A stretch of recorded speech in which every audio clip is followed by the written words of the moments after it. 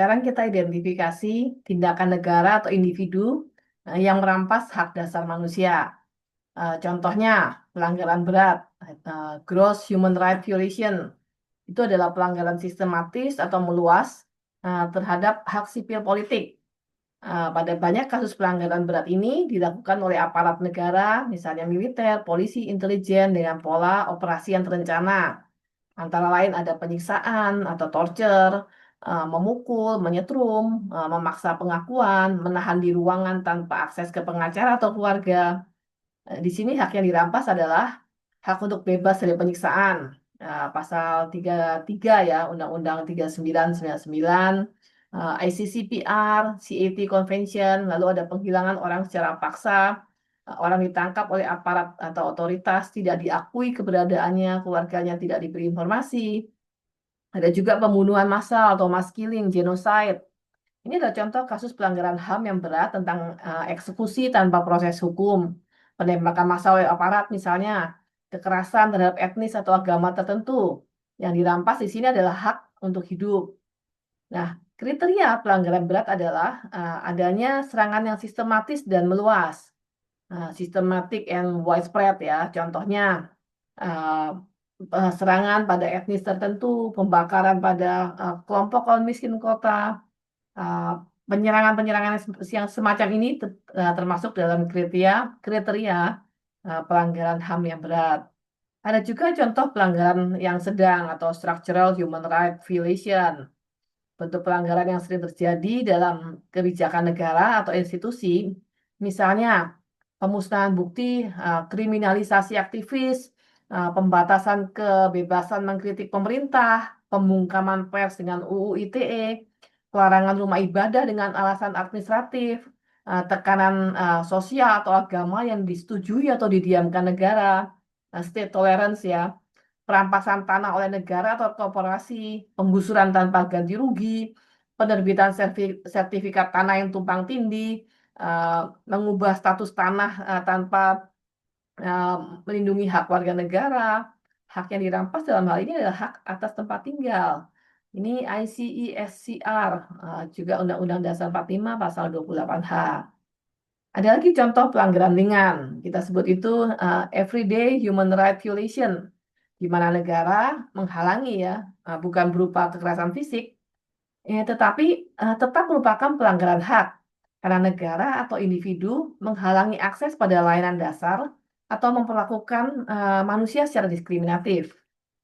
Contohnya diskriminasi akses layanan publik antara lain petugas menolak pelayanan karena warga tersebut miskin, etnis tertentu, disabilitas, lansia atau masih anak-anak. Sekolah menolak siswa karena tidak mampu membayar uang pangkal. Sekolah-sekolah yang diselenggarakan negara seharusnya membebaskan dari bentuk-bentuk pungutan semacam itu. Lalu ada pelayanan kesehatan yang tidak aksesif. Contohnya, itu saat pihak rumah sakit menyuruh pasien pulang karena mungkin pasien itu hanya punya BPJS yang menunggak. Dokter menolak pasien gawat darurat karena pasiennya belum bayar, nggak punya uang.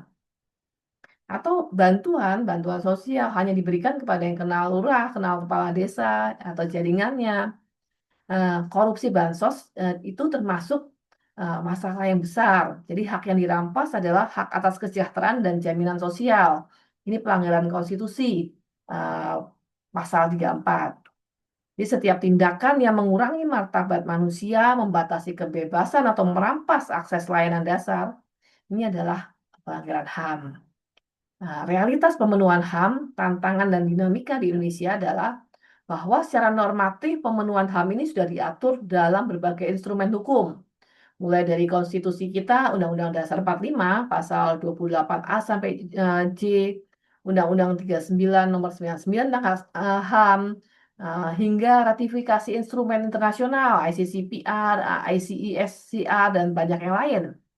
Jadi negara memiliki kewajiban untuk menghormati, melindungi, dan memenuhi hak warga negara, obligation to respect, to protect, to fulfill. Namun, dalam praktiknya, realitas pemenuhan HAM ini masih jauh dari ideal. Terdapat kesenjangan yang besar antara janji konstitusional dan kondisi faktual di lapangan.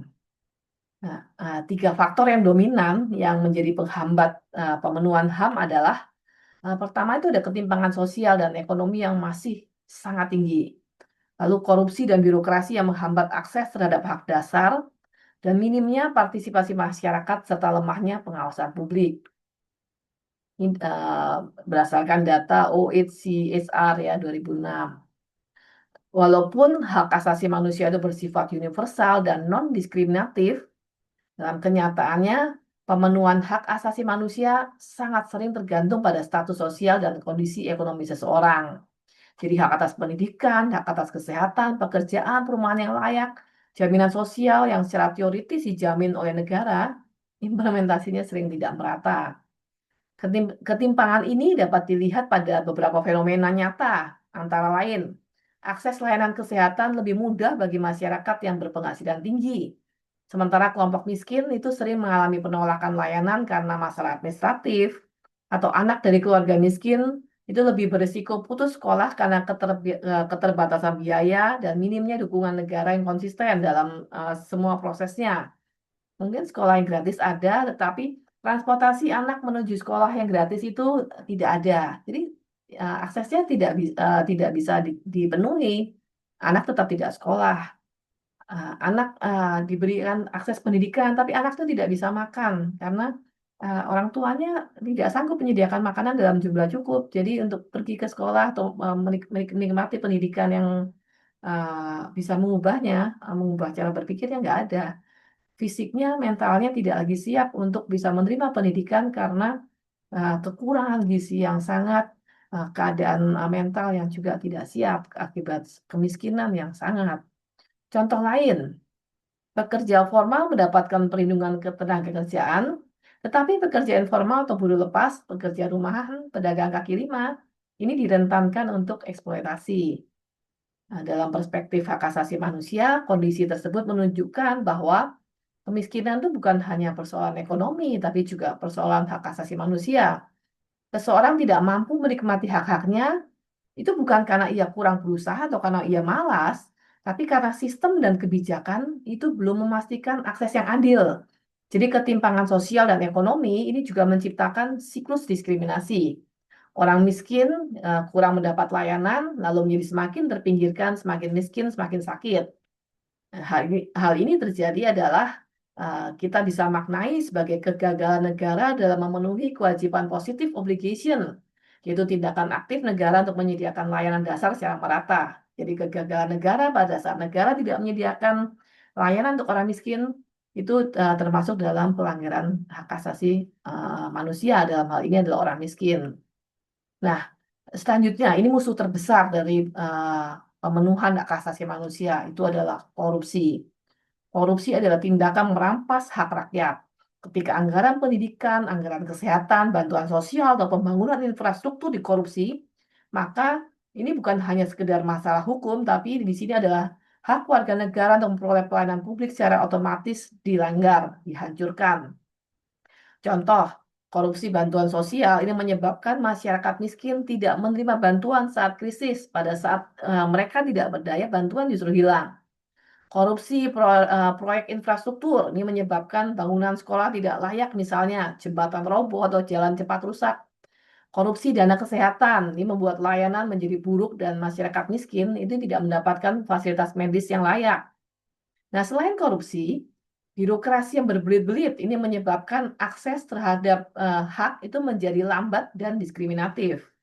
Di banyak hak warga negara yang tergantung pada dokumen administratif seperti KTP, KK, akte kelahiran ini dihambat. Makanya jika birokrasinya berbelit, lambat atau mengandung pungli, maka hak asasi seperti hak atas identitas, hak atas pendidikan, hak atas jaminan sosial, ya secara otomatis terhambat juga. Dalam teori hak asasi manusia, kondisi ini disebut structural violence atau kekerasan struktural yang dilakukan bukan secara fisik tetapi melalui sistem yang membuat warga tidak dapat menikmati haknya. Kekerasan semacam ini, pelanggaran semacam ini terutama lahir di meja birokrasi, di meja korporasi, di meja orang-orang yang punya kekuasaan, punya akses untuk menghambat. Nah, pemenuhan hak asasi manusia tidak akan berjalan optimal tanpa pengawasan publik. masyarakat sebetulnya memiliki peran kunci dalam memastikan bahwa negara harus menjalankan kewajibannya. Partisipasi masyarakat diwujudkan melalui tindakan melaporkan pelanggaran layanan publik, mengawasi penggunaan anggaran publik, terlibat dalam musrenbang desa, forum RT RW, atau mekanisme partisipatif lainnya, atau menggunakan media sosial untuk mengadvokasi transparansi berjalannya program negara yang berasal dari dana APBD atau dana APBN. Di negara demokrasi, partisipasi publik adalah bagian dari hak asasi manusia dalam kategori hak sipil dan politik, yaitu hak menyampaikan pendapat, mengawasi pemerintah, dan ikut terlibat dalam proses kebijakan. Semakin kuat partisipasi masyarakat, semakin kecil peluang terjadi pelanggaran HAM oleh negara dan pejabat publik. Namun partisipasi hanya akan efektif jika masyarakat ini telah memiliki kesadaran dan pengetahuan tentang hak asasi manusia. Ada ruang demokrasi untuk kebebasan berpendapat, dan pemerintah membuka akses informasi pada publik, melindungi semua anggota masyarakat yang mengeluarkan pendapatnya yang berbeda pendapat dengan negara. Ini mereka dilindungi, mereka difasilitasi, mereka dicerdaskan, sehingga mereka bisa berdiri untuk membela bangsa.